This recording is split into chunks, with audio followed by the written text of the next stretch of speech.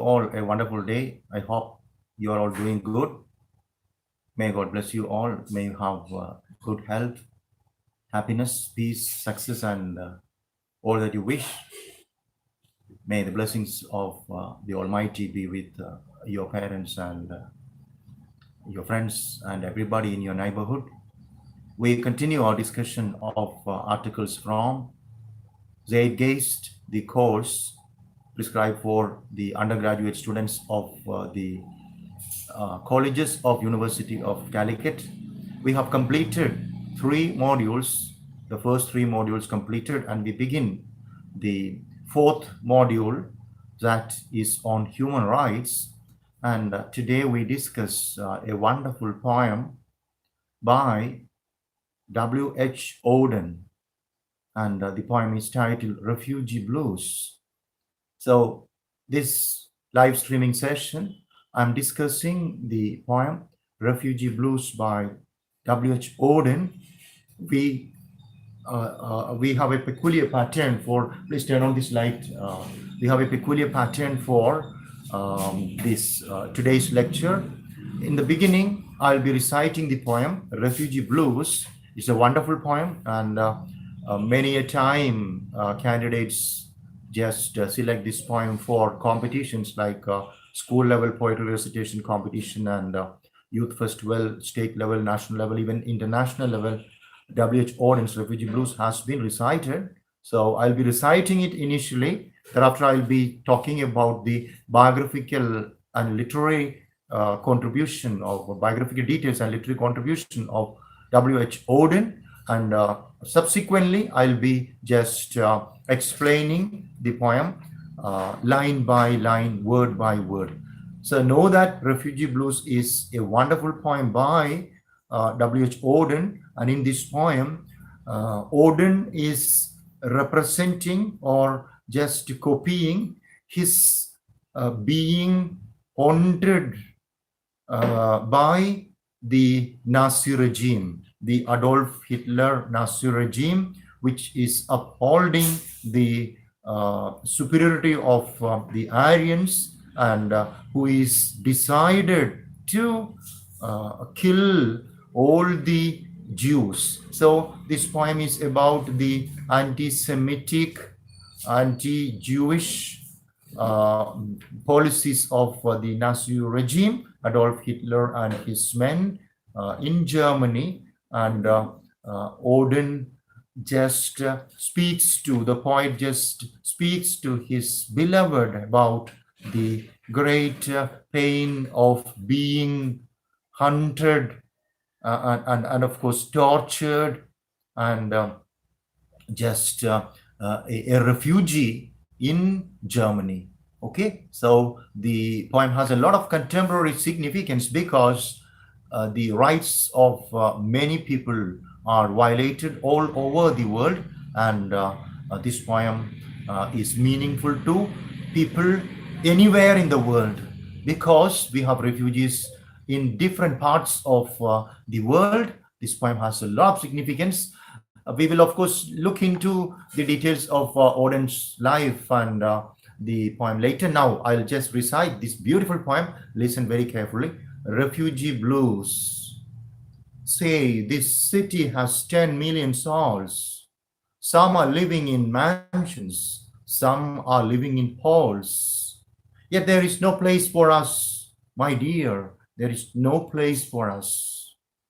Once we had a country and we thought it fair.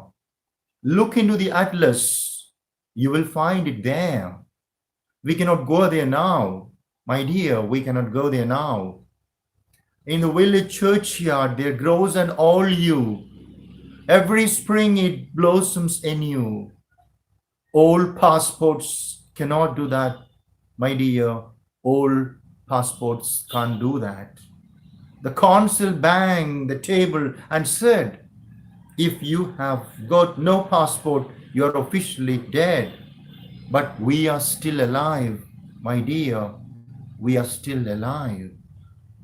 Went to a committee. They offered me a chair, asked me politely to return next year. But Where shall we go today, my dear? Where shall we go today? Came to a public meeting. The speaker got up and said, if we let them in, they will steal our daily bread. He was talking of you and me, my dear. He was talking of you and me. Thought I heard thunder rumbling in the sky. It was Hitler over Europe saying they must die. Oh, we were in his mind, my dear. Oh, we were in his mind. Saw a poodle in a jacket fastened with a pin. Saw a door opened and a cat let in. But they were in German Jews, my dear. They were in German Jews. Went down the harbor and stood upon the quay.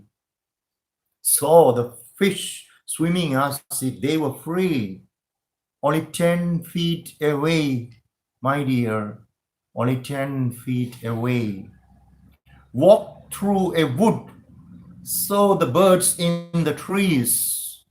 They had no politicians and sang at their ease. They were in the human race, my dear. They were in the human race. Dreamed I saw a building with 1,000 floors, 1,000 windows and 1,000 doors. Not one of them was ours, my dear. Not one of them was ours. Stood on a great plain in the falling snow. 10,000 soldiers marched to and fro, looking for you and me, my dear. Looking for you and me. So this is the great poem we discussed today, Refugee Blues. And as it is in the title, understand the fact that blues is a kind of song. All right, it's a song, and the poem is very appropriately titled by W.H. Oden, that this is a song. This is in fact blues, right? The song sung by refugees. All right, the Jewish refugees. Okay, now we will discuss the poem line by line and word by word. But before that, let us just have a quick look at the biography of Winston Hugh Oden. In fact, Winston Hugh Oden was born in England, and later he came to United States of America. He had been to Germany. He had been to Austria. Okay. So his father is George Augustus Oden, a doctor, and his mother is Constance Rosalie Oden. In fact, his mother is a missionary nurse, and he is born in Yorkshire in England. And he was, of course, W.H. Oden was very much influenced by the great poetry of Thomas Stearns Eliot, T.S. Eliot, who wrote The Waste Land, one of the great modernist poems, right? So T.S. Eliot influenced W.H. Oden, and he began writing a lot of poems. And even in his as a teenager and in his early 20s, he was writing poems. And in the year 1930, his first anthology was published. That was, remember, 1930 is just 23 years. At the age of 23 years, he published his first anthology, and the anthology is titled Poems, symbol title Poems, a collection of poems by W.H. Oden. And thereafter, okay, we have the Oden is making friendship with a lot of contemporary poets, and he became very popular. His poetry became very popular, and we have the beginning of what is called the Oden generation. Oden generation, and there is a group of poets who are. It is of course a group of friendly or other poets who are friends, very close friends who believe in the same kind of ideology. And this particular group of poets is known as Max Pondy group in world literature, or British literature or American literature. Max Pondy group. Max Pondy, spelling is M-A-C, Max Pondy, single word, M-A-C S-P-O-N-D-E, Max Pondy group. And there are 4 major poets in this group, and they are Stephen Spender, Louis MacNeice, Cecil de Louis, and our W.H. Oden. Okay, so thereafter, of course, I'm just mentioning the important events in the life of W.H. Oden. He married the daughter of the famous German novelist Thomas Mann. Thomas Mann's daughter, Erika Mann, Erika, E-R-I-K-A, Erika Mann was married by W.H. Oden because he wanted to help Erika from the atrocities of Adolf Hitler, okay, in Germany. And now that W.H. Oden married Erika Mann, okay, they can come to, of course, England, so or even to America, right? And later, W.H. Oden just participated, or he is involved in the 1937 Spanish Civil War, and okay, he later, of course, came to United States of America. He came to America in 1939, and remember, he got one of the best literary awards for writers in United States of America, that is the Pulitzer Prize. Okay, so 1939, W.H. Oden comes to United States of America, and 1947, the year of the independence of India, 1947, he got the Pulitzer Prize because he came to United States of America. And US, as we know, is of course a country of democracy and great liberty. Okay, individual liberty is given to people maybe substantially in United States of America, and his stay and life in United States of America helps him a lot.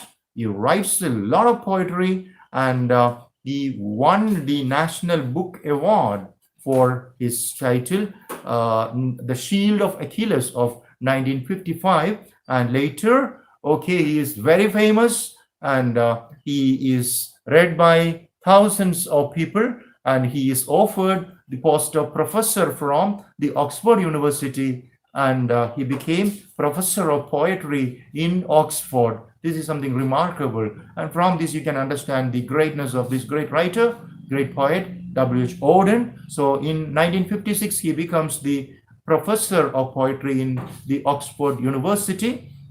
And later, of course, he continued there as professor for some time. Later, unfortunately, he had some cardiac problem, and he suffered from a heart attack, and he died in 1973. That is the life of W.H. Oden. And now let's look at, he has written hundreds of wonderful poems. Let's look at some of the prominent poems of W.H. Oden. One is, of course, the one prescribed for us, Refugee Blues. Yet another one is Pain, which, of course, is about the Spanish Civil War. And maybe when we go through the poetry of W.H. Oden, we understand that in most of his poems, he is representing the issues, the theme of war, violence in war, pain in war, suffering of soldiers. All that is the theme of the poetry of W.H. Oden.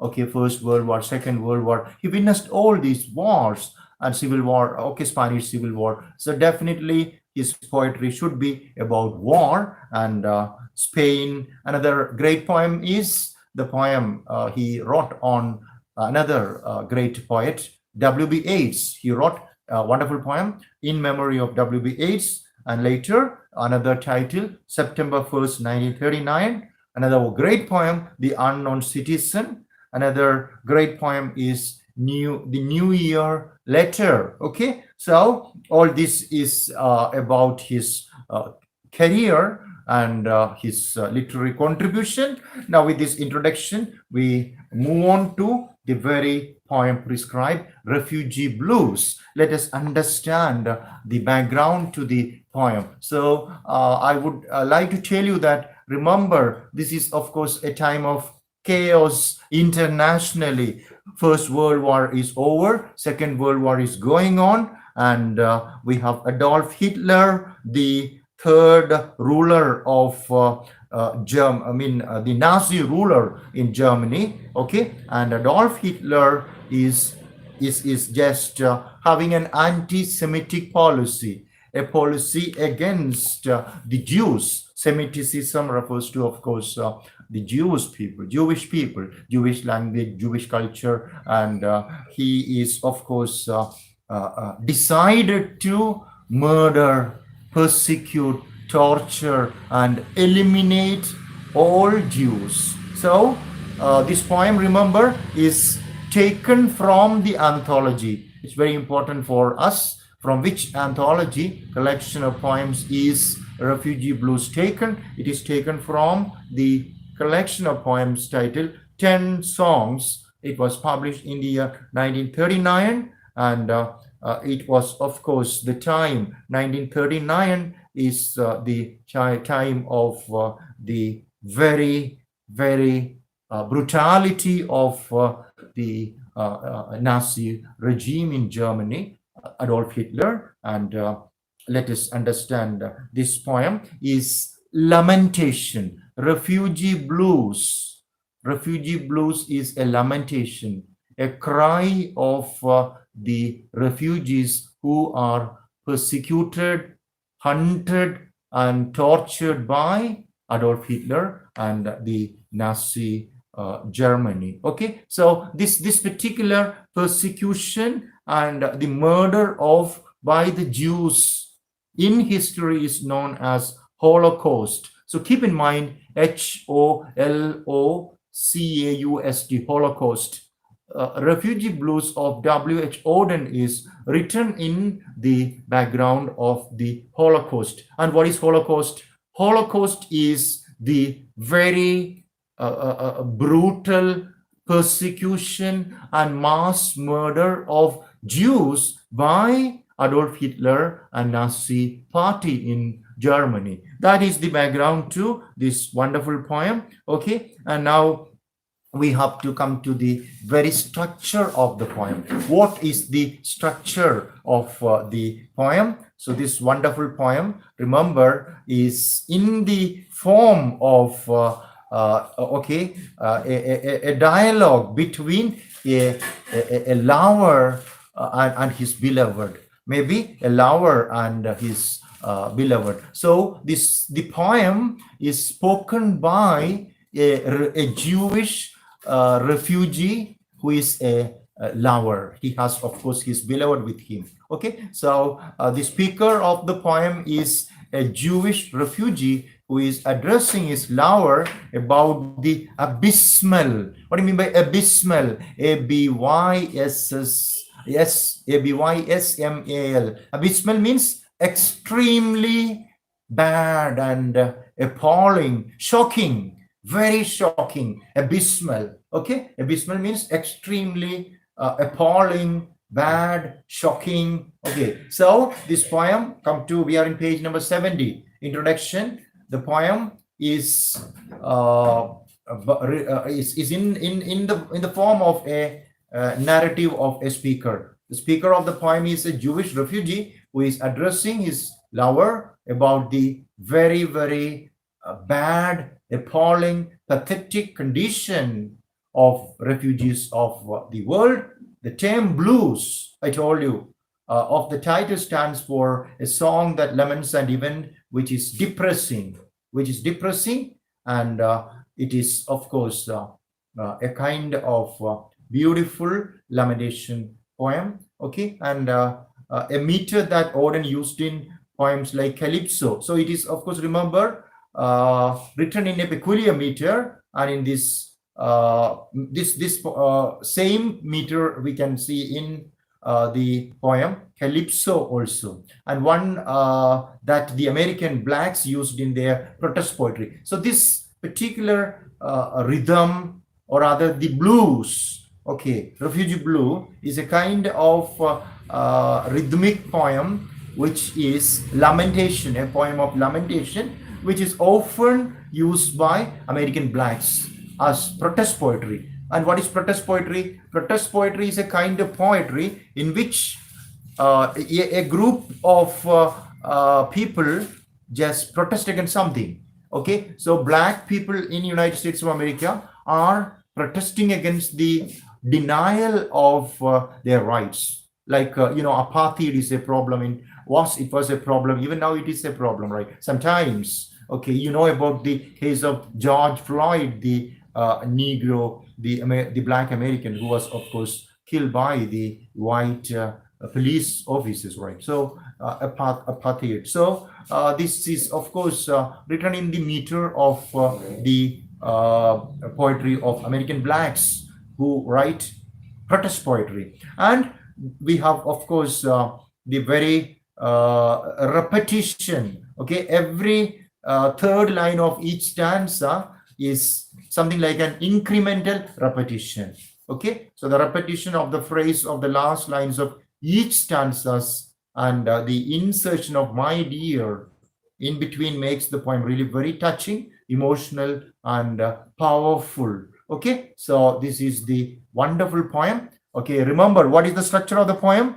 A poem of 12 stanzas. Remember, 12 stanzas. Each of the 12 stanzas having 3 lines. So 12 into 3, altogether 36 lines. Beautiful poem. And every third line of each stanza has a kind of incremental repetition, like yet there is no place for us, my dear, yet there is no place for us. And that repetition is making the poem all the more touching, emotional, and powerful. Okay, now we have recited the poem. We are looking at each and every stanza. Let's come to first stanza, Refugee Blues, first stanza. Say, this city has 10 million souls. Some are living in mansions, some are living in holes. Yet there is no place for us, my dear, yet there is no place for us. So the very first stanza of the poem is about discrimination. It's about discrimination. Okay, it's about, of course, being biased. We have two kinds of people. Okay, right? One, the privileged group, the other, the marginalized people. So this poem is about one side, the privileged people, the other side, the marginalized people. Okay, the victimized people, the tortured people, the persecuted people. And the question is, who is the privileged, who is the marginalized? Simple. It is written in, of course, the background of the Holocaust, that is the persecution of the Jews. And we understand that the privileged people are German, okay, the Germans, rather the very Aryans, the so-called Aryans, so-called superior people, so-called followers and supporters of Adolf Hitler, and who are the victimized people, the marginalized people, the tortured people, the suffering. They are the Jewish people, or rather they are the Jews in Germany. Okay, so let us understand. This poem is about two people, two groups of people, two types of people, two racial maybe people, right? Okay, two races, right? One side the Aryans, the other side the Jewish people. All right, and say this city has 10 million souls. Say this city, and there is a question, which city? And in your glossary, page number 71, you can see that the city, the reference is to New York, but it may stand for any modern city of Europe and America which was reluctant to admit Jews. So this city, say this city can be New York. It could be any city in America or Europe. It could be a city in England. It could be a city in Spain. It could be a city in, of course, Germany. It could be a city in, all right, America. What is special about the city? The city is open to, okay, only superior people. It is not open to Jewish people. That is so. The city is, of course, a reference to cities, any cities which are reluctant to, unwilling to, not ready to accept Jews. Say this city has 10 million souls. And remember, my dear students, line 1 of this poem, there is a figure of speech. What is the figure of speech? The figure of speech in line 1 is known as hyperbole or hyperbole. Hyperbole. What is hyperbole? Hyperbole is exaggeration, telling something more than what is in reality. What is, in fact, hyperbole in Malayalam is adishayokti. So say this city has 10 million souls. It doesn't mean that, in fact, the city has 10 million. There may be, okay, those times, there may be 1 million, there may be 2 million, but the poet is exaggerating it. Poet is exaggerating it to show that the pathetic, the condition of the Jews is pathetic. Okay, so say this city has 10 million souls. എന്ന് കവി പറയുമ്പോൾ സത്യത്തിൽ അവിടെ 10 ദശലക്ഷം ആത്മാക്കൾ ജീവിച്ചിരുന്നു, 10 ദശലക്ഷം ജനങ്ങൾ ജീവിച്ചിരുന്നു എന്ന് ഉള്ള അർത്ഥമല്ല. മറിച്ച് ഇവിടെ ഒരുപാട് ജനങ്ങളുണ്ട്, ഒത്തിരി ആൾക്കാരുണ്ട് എന്ന് പറയുകയാണ്. പക്ഷെ ഈ പ്രശ്നത്തിൻ്റെ ജൂതന്മാരായിട്ടുള്ള അഭയാർത്ഥികളുടെ സങ്കീർണമായിട്ടുള്ള ആ ഒരു പ്രശ്നം അവതരിപ്പിക്കാനായിട്ട് കവിയുടെ അതിശയോക്തി ഉപയോഗിക്കുകയാണ്. That is known as hyperbole. Hyperbole is just telling something in a very huge number other than reality. That is hyperbole. Say this city has 10 million souls. Okay, what is the figure of speech there? Hyperbole. All right. And some are living in mansions. What about these 10 million souls? Some live in mansions. Very rich people. They have palatial buildings, big houses. Some are living in halls. H-O-L-E-S, halls. Okay, what do you mean by halls? Halls refers to the very dilapidated houses of, okay, very pathetic, not well constructed houses and all. I think you might remember that wonderful film in which Tovino Thomas and an English lady, a white lady, no, I don't know whether it is English, a white lady, I think a foreign lady are acting. And in that, you will see that lady who is a tourist is going to North India, and there we have, of course, they stay in like all right, a kind of maybe a huge concrete pipe.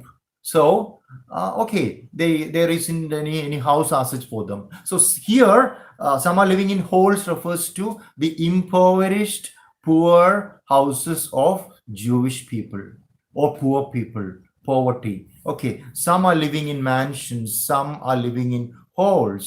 Yet there is no place for us, my dear. Yet there is no place for us. Okay, so this is the condition of Germany. This is the condition of Europe. This is the condition of people, Jewish people in Germany. Okay, they have no country, no house, no place to rest. This is because of the very decision of the anti-Semitic, anti-Jewish policies of the Nazi leader Adolf Hitler, decided to persecute and kill Jewish people, a minority. Once we had a country and we thought it fair. Once we had a country. So which is this country? Once we had a country. So it can be once we had a country refers to on one side Palestine. It refers to Palestine, or it refers to, of course, Israel. Now, today again, we have the Palestine-Israel crisis, battle going on, attack of Palestine by Israel, and vice versa. All right, okay, these two. All right, it has been a big problem, and Jewish people, they were hunted for many years in history. So here again, once we had a country and we thought it fair, which could be this country. Once we had a country, which is that country? Now there are two possibilities. One possibility, once we had a country, can be Palestine, all right, or Israel in Middle East. That is number one. Number two, once we had a country, can be Germany.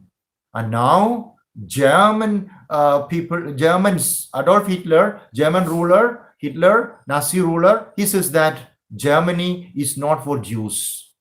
But there are Jews in many parts of Europe. There are Jews in France, in England, in, of course, Germany. And when Adolf Hitler said that Germany is not for Jews, Jewish people had to go away from Germany. If they didn't go away, they were killed. And that is it. Once we had a country, Palestine, Germany, we thought it fair. We were happy with that. Okay.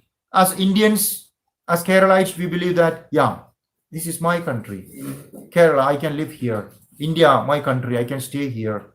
But maybe if some governments come with some new constitutional amendments and say that you are not a citizen of India, you may have to go away from India. And this same thing can happen to us. So such people who do not have a house, a country, and who are being tortured and persecuted by the authority, the rulers, the government, is a refugee. Once we had a country and we thought it fair, we thought that, yeah, it's nice, right? My country is fine. I'm an Indian, or rather I'm a German, I'm a Palestinian, I'm a Jew. Okay, happy. Look in the atlas and you will find it there. Now, okay, once we had a country and we thought it fair, but today I don't have a country. Okay, as a Jew, I have no country. Germany is not my country. Palestine is not my country. Israel is not my country. All right. So as Germans, or rather as German Jews, as a Jew, I am a refugee. But the country is still there in the atlas. You know what an atlas is? You have atlas, which is, of course, a collection of maps. You have the map of the world, you have the map of different continents, you have the map of India, you have the map of Asia, you have the map of Africa, America, all right, all the continents and countries. That is atlas. And the speaker says that, yeah, I thought I had a country, but being a Jew, now I don't have any country at all, but the country is still there in the atlas. All right, look in the atlas, you will find it there. We cannot go there now, my dear. We cannot go there now. Now, because we are Jews, because we don't have a valid passport, because we don't have a valid visa, we cannot go to Germany at the moment. We cannot go to Palestine at the moment. We cannot go there now, my dear. We cannot go there now. The speaker, Oden himself talks to his wife, his beloved. That is, it could be, yeah, Erika Mann, daughter of Thomas Mann, the German novelist. All right. So this is our problem. This is the problem of the refugees. Now we move on to the third stanza.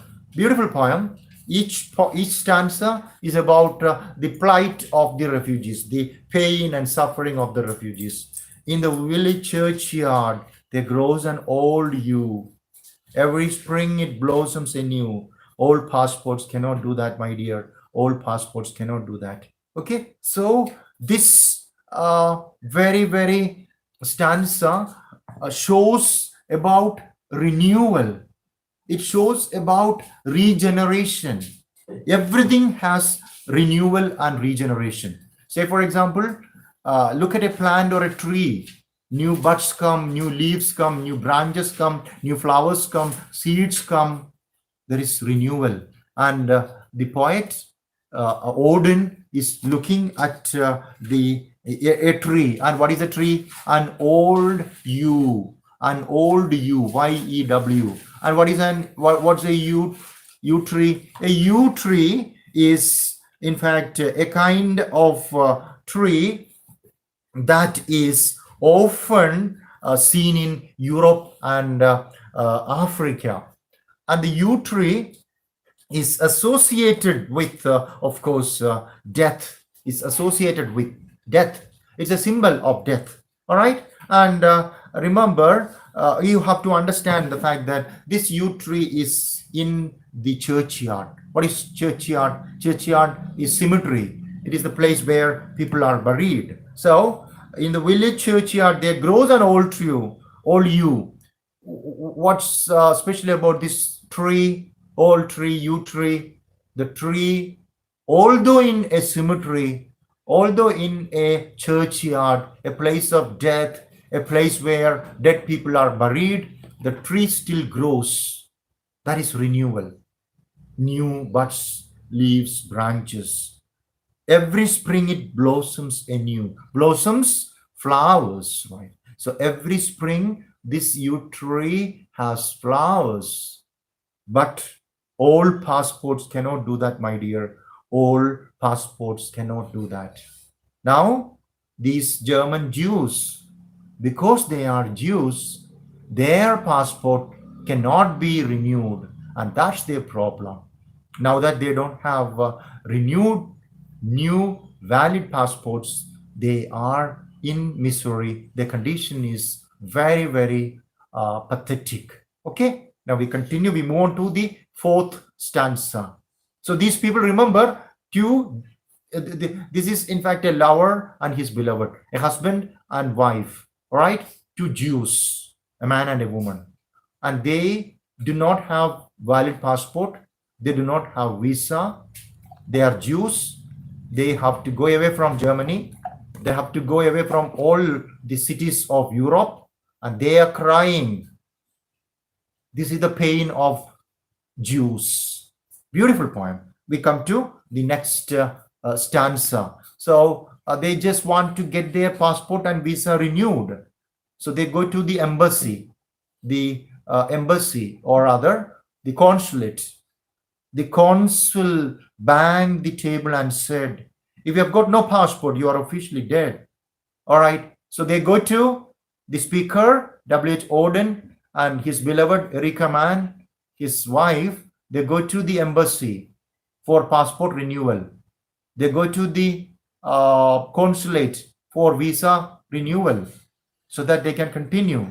But now that they are Jews, the consul, the ambassador, or the officer there bangs the table, is beating on the table. No, banging. No, you're a Jew. All right. And now that you are a Jew, you have no place here. Your passport will. So if you have got no passport, you are officially dead.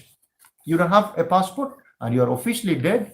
And if you are still there, maybe we have to kill you. That is the implication, the very misery of Jews in Germany and Europe. But we are still alive, my dear. But we are still alive. This is again the misery. Look at that. The consulate, in the embassy, the ambassador or the officer says that if you don't have a passport, you are dead.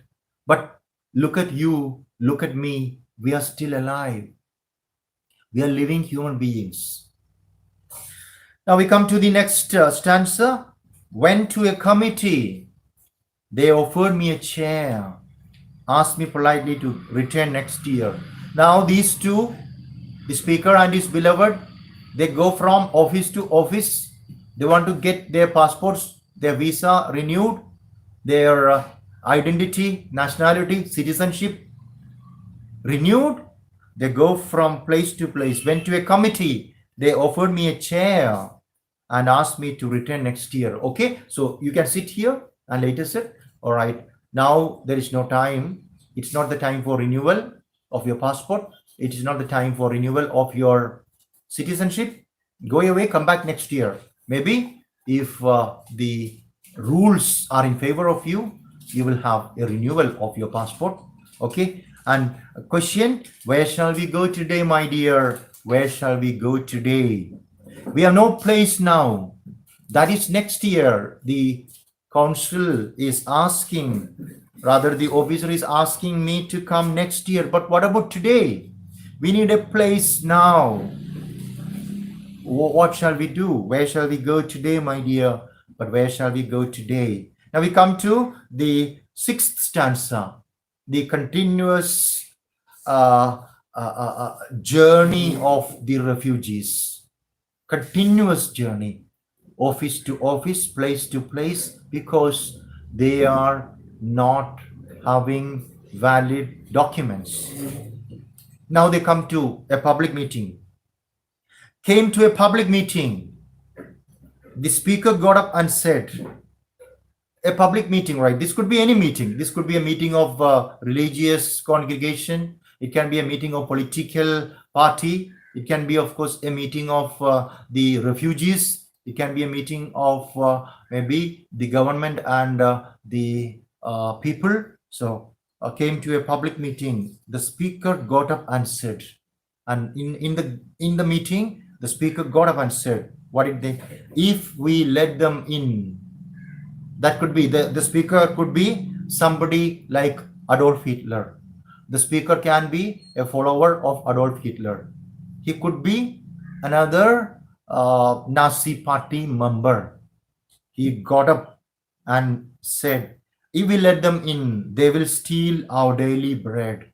This is very, very important. If we let them in, if we permit them enter our country, if we permit them continue to live in our country, they will steal our daily bread. Okay, and this is it, right? This is the hypocrisy of faith. Germans, remember, most of them Christians and Catholics, all right? So just believe in God and believe that God will look after. And every Christian, or even, maybe the Catholics, right? They have their prayer, the prayer that Jesus taught. What is that? Our Father in heaven. Our Father in heaven, holy be your name. Your kingdom come. Your will be done on earth as in heaven. Give us today our daily bread. Okay, and forgive us our sins as we forgive those who sin against us. Do not bring us to a test, but deliver us from the evil. This is the prayer. Our Father in heaven, give us today our daily bread. What do you say? What do you believe? You believe that you have a heavenly Father, you have a God, and because you believe in God, you are safe. You don't have to worry about anything. Okay? നമ്മൾ വിശ്വസിക്കുന്ന സ്വർഗീയ പിതാവ് നമ്മളുടെ ഓരോ കാര്യങ്ങളെക്കുറിച്ചും വളരെ കരുതലുള്ള ഒരു പിതാവാണ്. ആ പിതാവിൽ വിശ്വസിക്കുമ്പോൾ എന്തിനു ഞാൻ നാളെക്കുറിച്ച്, എന്തിനു ഞാൻ അടുത്ത നിമിഷത്തെക്കുറിച്ച് ഉത്കണ്ഠപ്പെടുന്നു, ആകുലപ്പെടുന്നു? എനിക്ക് അങ്ങനത്തെ ആകുലതയില്ല. My God will give me food എന്നാണ് നമ്മൾ ക്രിസ്ത്യൻസ് വിശ്വസിക്കുന്നത്. അങ്ങനെ വിശ്വസിക്കുന്ന അവർ പറയുകയാണ്, if we let them in they will steal our daily bread.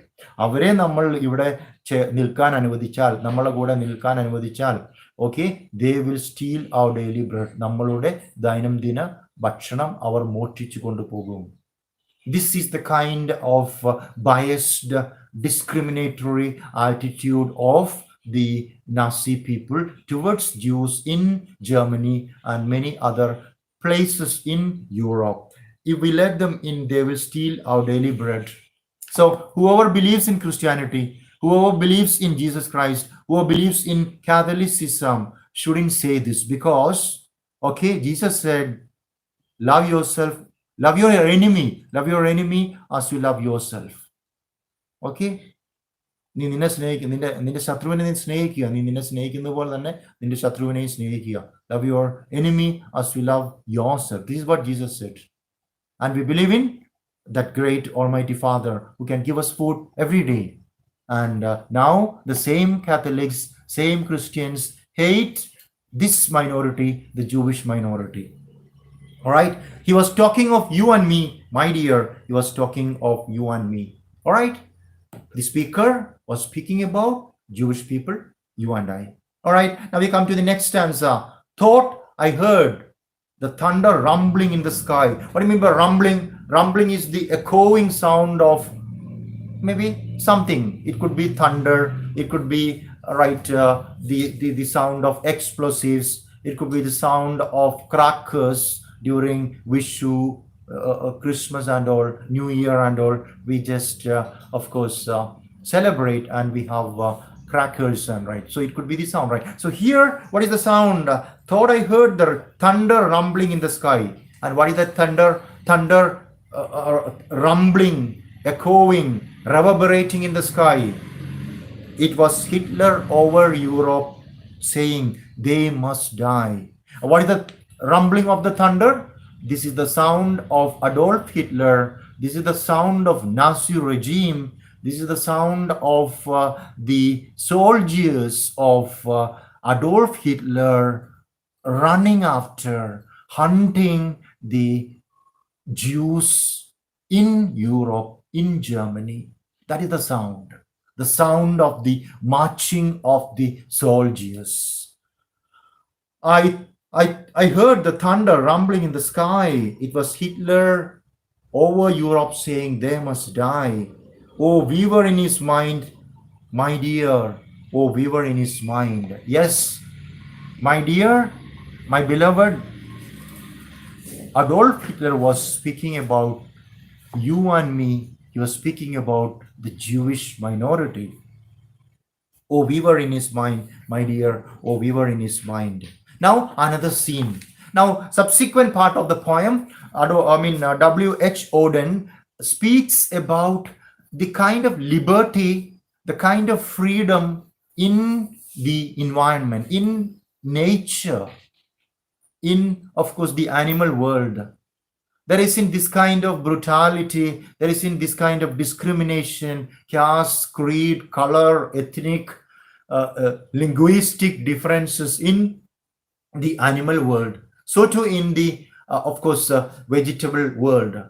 Only human beings have this kind of discrimination in the name of caste, creed, color, religion, language, nationality. Okay, look at that. So a poodle in a jacket fastened with a pin. You know what a poodle is? A poodle is a kind of a breed of a species of dog. And this dog, look at that dog. So a poodle in a jacket fastened with a pin.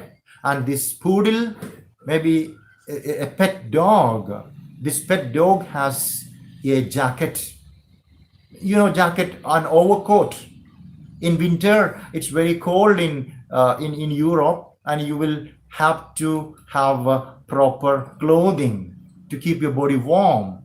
And you wear maybe an overcoat or a jacket or something of that sort, right? So here, so a poodle in jacket fastened with a pin, so a door opened and a cat let in. So there are two scenes, right? One scene, you see a poodle, a dog, with a jacket and well dressed.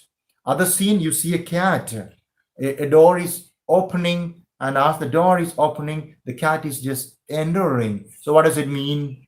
A dog is cared for, a cat is cared for, but the Jewish people, their condition is pathetic. Nobody cares for them.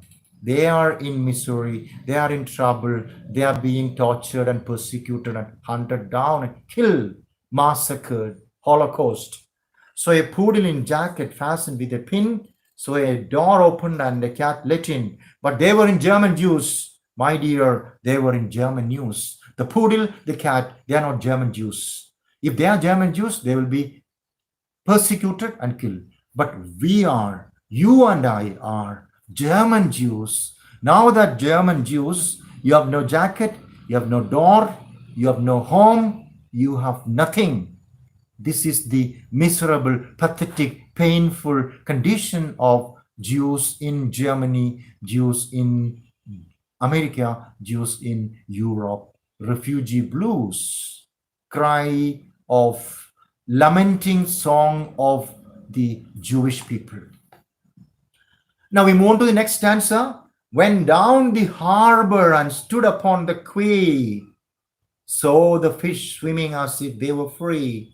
Only 10 feet away, my dear, only 10 feet away. And now another wonderful scene. Remember, my dear students, this is the time of Second World War. This is the time of the persecution and torture of the Jewish people. And there is so much of migration, so much of movement. People are going from country to country. Jewish people, Jews from Germany have to go to other countries as refugees.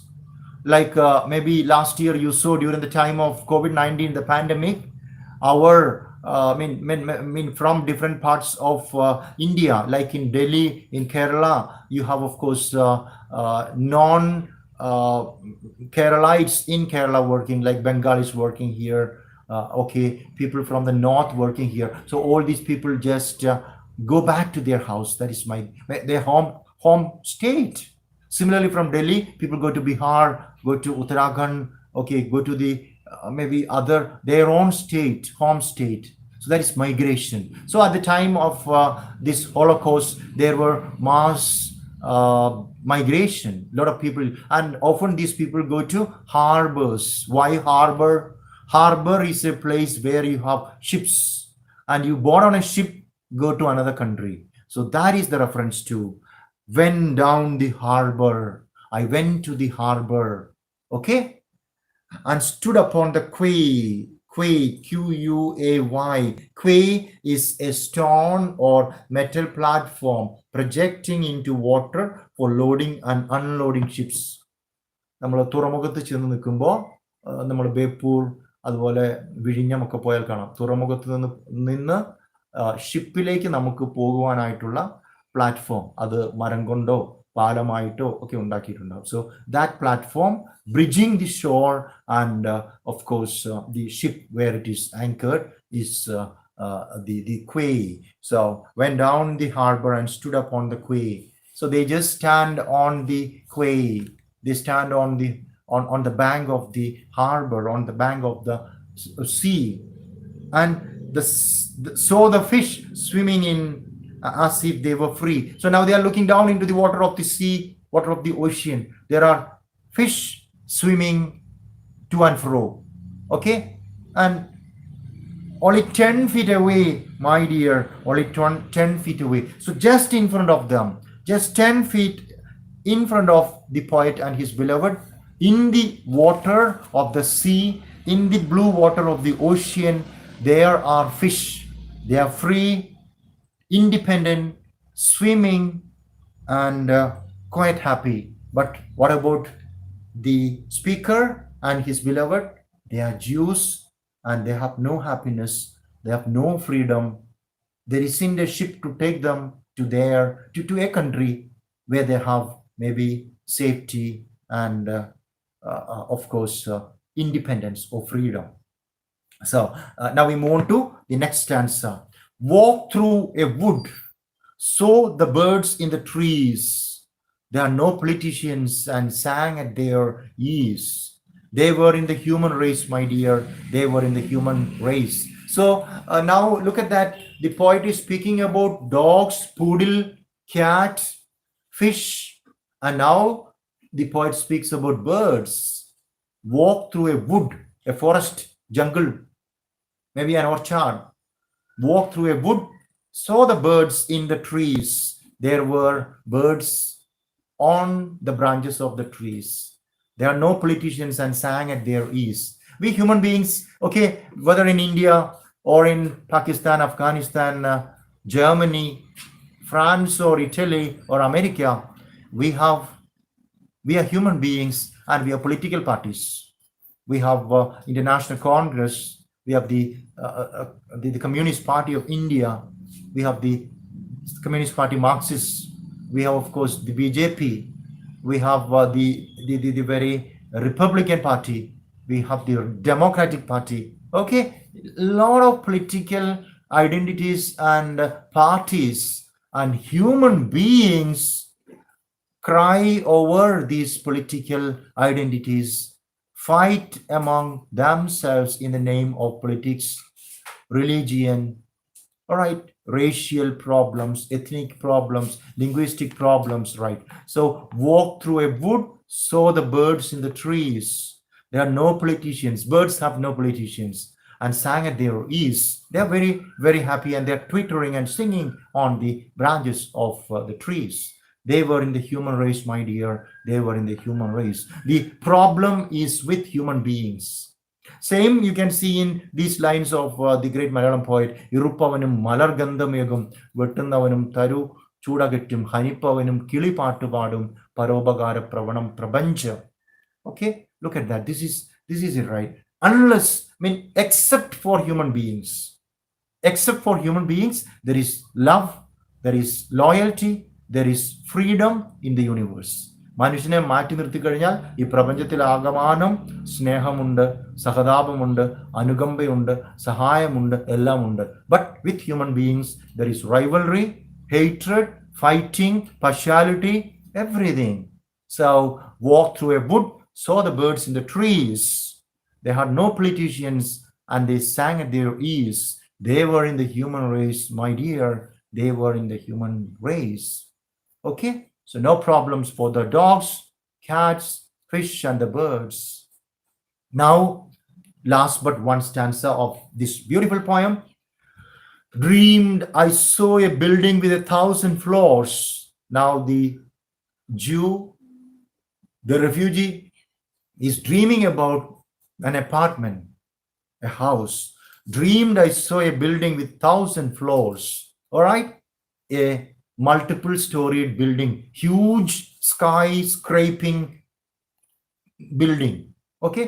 Very high, very tall, like maybe the biggest and tallest buildings. All right? You have dreamed I saw a building with 1,000 floors. All right? 1,000 windows and 1,000 doors. Huge apartments.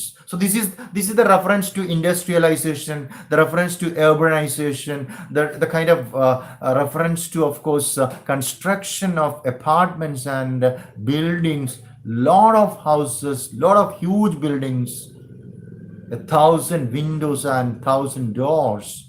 Not one of them was ours, my dear. Not one of them was ours. This is the pathetic condition of the Jewish people. There is scientific growth, technological growth, industrial development, agrarian revolution, industrial revolution, money pouring in, peace and harmony. No peace and harmony, lack of peace and harmony. Okay, so a lot of houses, right? A lot of houses, a lot of buildings, but none of them was ours, my dear. None of them was ours. We are Jewish people, and Jewish people have no windows, no doors, no apartments. Jewish people are hunted down, persecuted, tortured, mass murder. Remember concentration camps of Adolf Hitler? Mass murder. Thousands of Jewish people were butchered and killed by Nazi regime, Adolf Hitler. Holocaust.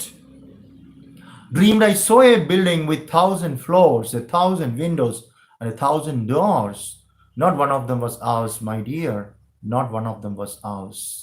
Last stanza, last lines of the beautiful poem. Stood on a great plain in the falling snow. Wonderful, right? Look at that. Stood on a great plain. It could be Europe. In the falling snow. Falling snow refers to winter, and falling snow can be an image of death. Okay, right, death, cold death. 10,000 soldiers marched to and fro. 10,000. You have the same hyperbole here, exaggeration, figure of speech in same beginning. 10 souls. Say this city has 10 million souls. Here, stood on a great plain. I stood on a country, a land, mass, right? Stood on a great plain in the falling snow. I was standing on a country, standing on a particular geographical area. It was, of course, snowing there. Cold snow or mist is just falling down, snowing. And what is it? What does it mean? It means Europe at the time of Hitler, because snow is symbolic of death. Remember Robert Frost's poem Stopping by the Woods on a Snowy Evening. If you stay in snow for a long time, you will have pneumonia and you will die. So similarly here, stood on a great plain in the falling snow, 10,000 soldiers marched to and fro. Okay, you have the marching of soldiers. Remember the marching of soldiers on Republic Day, 26th January, Delhi. All right. Similarly, here it's in fact a battlefield. Soldiers, armed soldiers with weapons marching to and fro. And what are they carrying the weapons for? They are looking for Jewish people. They are looking for people who are Jews. 10,000 soldiers march to and fro, looking for you and me, my dear, looking for you and me. Okay, the very process of hunting of Adolf Hitler, the Nazi regime. All right, so wonderful poem, Refugee Blues, just very powerfully sounding the emotion, the pain, the angst, the worry, the tension, and the very suffering of the Jewish people. Now we will come to the questions and answers. We are in page number 72. Please come to page number 72. Okay, so if you find this lecture useful, you can just like and comment, and of course you can ask your friends also to watch this lecture. Let's come to page number 72. Let us discuss the questions, a very important examination point of view. Which collection was Refugee Blues included? I told you in the beginning, Refugee Blues is included in option A, 10 songs. 10 songs. Okay, that is option A. And it's also good that you remember the year of 10 songs, 1939. Next question, question number 2. Which tree blossoms every spring anew in Oden's poem? Which tree blossoms every spring in Oden's poem? Option C, yew tree. Y-E-W, yew tree. Next question. They had no politicians and sang at their ease. Who? Who had no politicians and sang at their ease? And the answer is birds. Birds didn't have any politicians and they sang at their ease. Next question. Who said to the narrator, if you have got no passport, you are officially dead? Answer is the consul. The consul is the officer, the ambassador at the consulate, the embassy. The consul said, if you have got no passport, you are officially dead. Now we come to the second section. We have short questions. First question. What is the context of the poem Refugee Blues? Simple and easy. The context of the poem is the Holocaust. The context of the poem is the Holocaust. That is, it is the year 1933 to 1945. During the Holocaust, during 1933 to 1945, Adolf Hitler, the Nazi party ruler, is the ruler of Germany, and Adolf Hitler believed in the supremacy of, or rather the superiority of the Aryan blood and the Aryans, and he declared that no one other than Aryans have the right to live, and Adolf Hitler and his soldiers, who are of course Nazi party, just began hunting and persecution and murder of Jews, and the very plight and misery of the Jewish people is mentioned in the poem, and Holocaust is the background or context of the poem Refugee Blues. Second question, what makes the poet to state that there was no place for him and his beloved? Okay, so the poet says that the city he and his beloved is in stanza 1 has 10 million souls. Okay, and the city has 10 million souls. All right, there are lakhs or thousands of people in the city, but these two have no place, right? Because they are Jewish people. All right, so this is the reason. But there is of course place for everybody, but Jews have no place. Now we move on to the next question. What is described as thunder rumbling in the sky? Thunder rumbling in the sky refers to the sound of the soldiers of Adolf Hitler. Okay, the thunder rumbling, and that is of course the sound of Hitler declaring Jews must die. Okay, that is the thunder. Next question, how does Oden compare the old yew tree and the old passports? So this comparison of the old yew tree and old passports is a wonderful symbol of renewal. Trees, although in symmetry, have renewal. Trees, they have new buds, new leaves, new branches, new flowers. Although a yew tree in the churchyard, in the graveyard, in the cemetery, but the speaker and his beloved, just because they are Jewish people or Jews, their passports cannot be renewed. That is because of discrimination of the Nazi party, Adolf Hitler. Next question, what makes the poet to state the following? Oh, we were in his mind, my dear. Oh, we were in his mind. So here, the speaker, W.H. Oden, tells that Adolf Hitler was asking his soldiers to kill the Jewish people. We were in his mind. The Jewish people were in the mind of Adolf Hitler and his soldiers. All right, and Adolf Hitler asked the soldiers to kill the Jewish people, and he says, "Oh, we were in his mind, my dear. Oh, we were in his mind." Now we move on to the next question. If we let them in, they will steal our daily bread.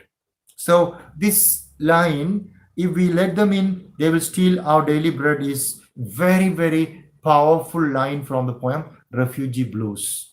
This is the very dialogue of a speaker in a group, and that group can be a group of Christians, it can be a group of Catholics, and Jesus or other Christians believe in the words of Jesus. Jesus said, love your enemy as you love yourself.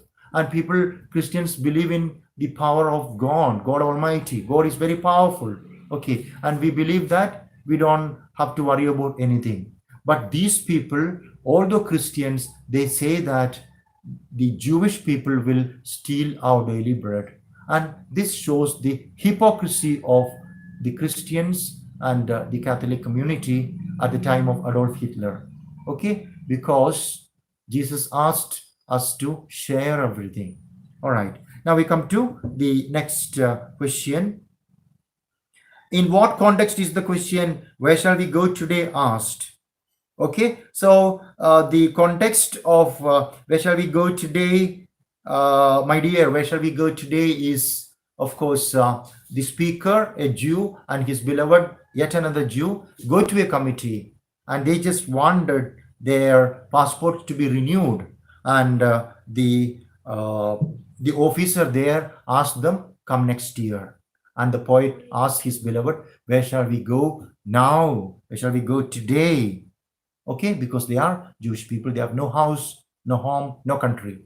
Now we have the next question. How does the poet compare the human race and the birds? W.H. Oden compares human race and the birds in a very, very powerful way.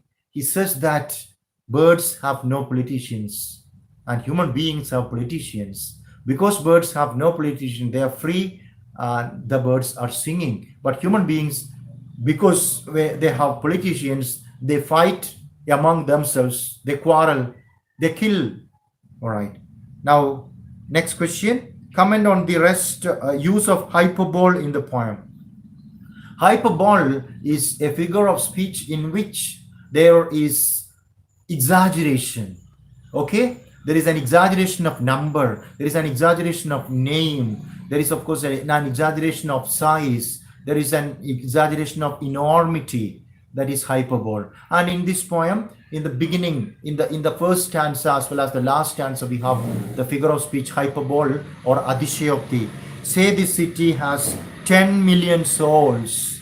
Okay, it doesn't mean that there are 10 million souls. The poet is using 10 million. Maybe there could be 5 million or 3 million or 2 million, but the poet just wants to make this poem very powerful, so he uses a hyperbole to make this poem all the more meaningful. And similarly, at the end, we have stood on a great plain in the falling snow, 10,000 soldiers marched to and fro. It may not be 10,000 soldiers, it could be maybe, all right, 1,000 soldiers. But in order to show the very miserable, pathetic condition of the Jews, the poet W.H. Oden is using exaggeration, adishayokti, hyperbole. Next question. What was the feeling of the poet when he went down the harbor and stood upon the quay? So when the poet went down the harbor and stood upon the quay, he saw fish swimming in the water, and he knew that the fish were free, and he thought about his condition, which was of course pathetic. Jewish people have no freedom, no nationality, no place to rest and live, and he thinks about his pathetic condition. Now we come to paragraph questions, right?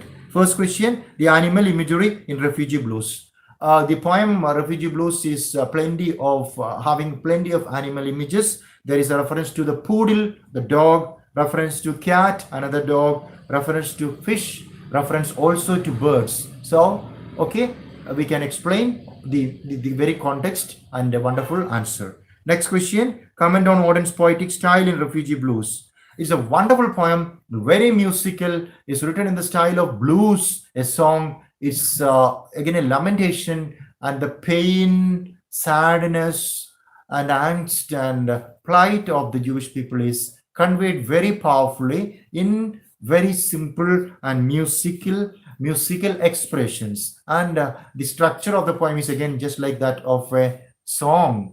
12 stanzas, 3 lines in each stanza, third line repeating, yet there is no place for us, my dear, yet there is no place for us. Wonderful poetic style W.H. Oden displays in this beautiful poem, Refugee Blues. Next paragraph question, third paragraph question. What characterizes the alienation of the Jews in the poem? Okay, so alienation of the Jews is emphatically conveyed through, okay, their racial reference, right? They are Jewish people. They are, because they are Jewish people, they are hunted. And of course, they have no place to go. Wherever they go, they are alienated, they are isolated because they are Jews, right? So Hitler, Nazi Party, Germany, Europe, entire part of world, Jewish people are, of course, hunted, and the alienation and the isolation of, or the very condition of being hunted is very powerfully illustrated in this wonderful poem. Now we come to the next question. Explain the dream with which the Refugee Blues is concluded. So the poem is ending with the dream of a huge building. Okay, a very huge building with a lot of windows and thousands of doors. Okay, and this is in fact the dream of each and every Jew. The Jewish people think that, or rather they wish that, they pray unto God that sooner than later they may have a country of their own. They may have a house of their own. They may have a room of their own. And that again shows the misery of the Jewish people. Okay, with that, we come to the end of the paragraph questions. Now we have the essay question. I'll just read out. Refugee Blues is a documentation of the denial of the human rights of the migrant population of the world. Discuss how does Oden convey the horror of war, xenophobia, and social exclusion in Refugee Blues. Okay, so xenophobia is fear of the foreigner, and that is here fear of the Jewish people. And it's about social exclusion from society. It's about horror of war. Okay, so this poem shows the fear of the Jewish people when they are hunted by Hitler's soldiers. War. It's about, of course, Jewish people being their fear, because other people in Europe are afraid or fear. They have a fear of Jewish people. Similarly, Jewish people, and that is xenophobia. All right, xenophobia is fear of the foreigner, fear of the other. Right. So this poem is, of course, a very powerful documentation of denial of human rights. No matter whether you are a Jew or maybe whatever be your nationality, whatever be your racial background, maybe you are a Negro, maybe you are, of course, Indian, okay, you are American, right? Whatever your language, right? You are a human being, and as a human being, you must be permitted to live your life. So this poem is about the denial of human rights, and of course, it's about migrant population.